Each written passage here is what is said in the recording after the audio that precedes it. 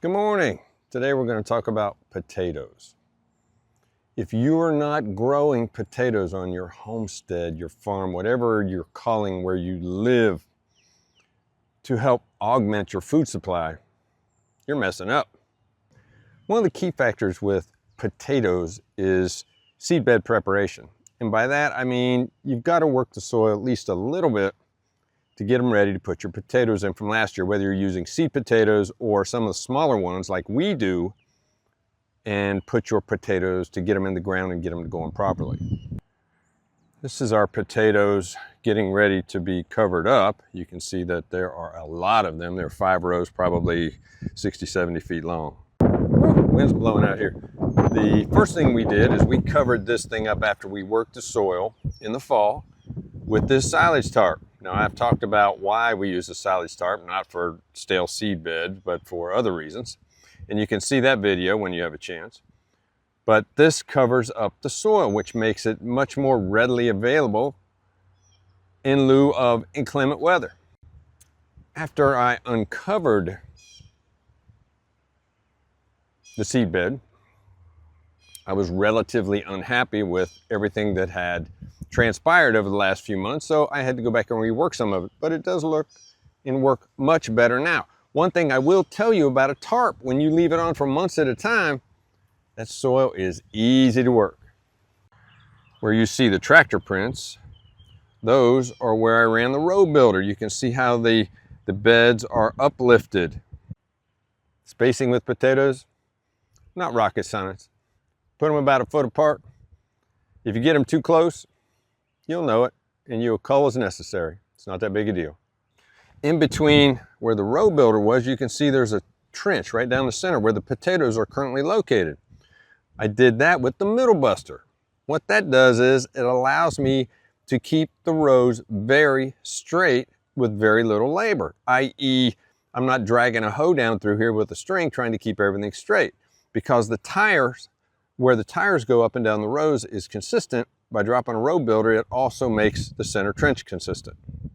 Potatoes are one of those crops that, well, they last a long time. You can feed your family for eons with it. There's a gazillion recipes. And wow, when you put them away, man, oh man, they taste just as good the day that you eat them as the day as you pick them. In planting potatoes, you can see them in the trench before I cover them up. You can see they're about a foot apart. You can see that they have roots already coming up.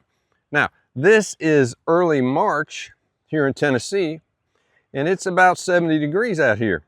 So I can do this. You might want to wait till the weather is conducive. Now, there is some controversy on whether you should use smaller potatoes from your previous year, because you always get a bunch, or you should get fresh seed certified potatoes every year and cut them up. We do both. We don't get certified seed every year, but about every 3rd year or so, we'll put in fresh potatoes. Here today we're putting in Yukon Gold, which has been a great potato for us. The thing I'm going to do is I'm going to take my trusty rake and cover these potatoes up.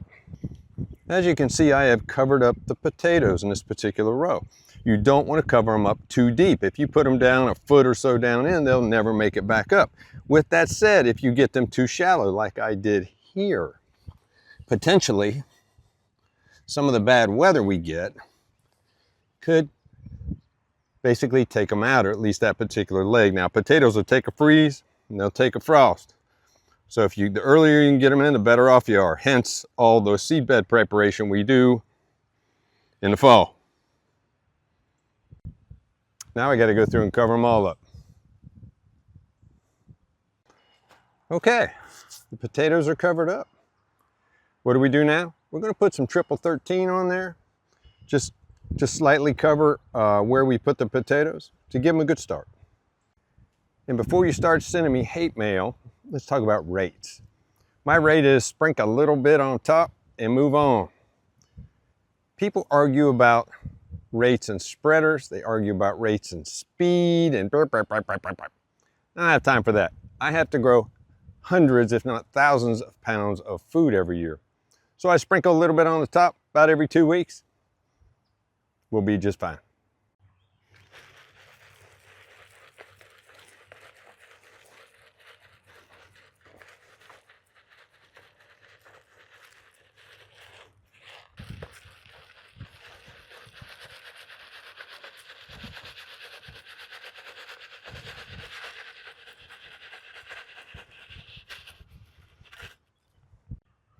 And there we are. I'll come back up here in a few weeks to do some weeding.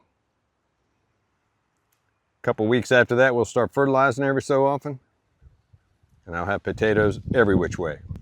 Now, after these potatoes reach a certain height, I will bring the row builder back up here and hill the potatoes, i.e. scoop dirt around the tops to allow them to give me even more potatoes. And as I do that, I'll probably make a video and show you how it's done.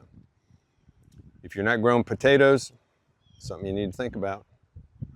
They will feed your family in an emergency.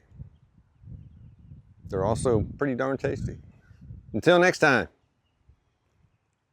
I'll see you down at the barn.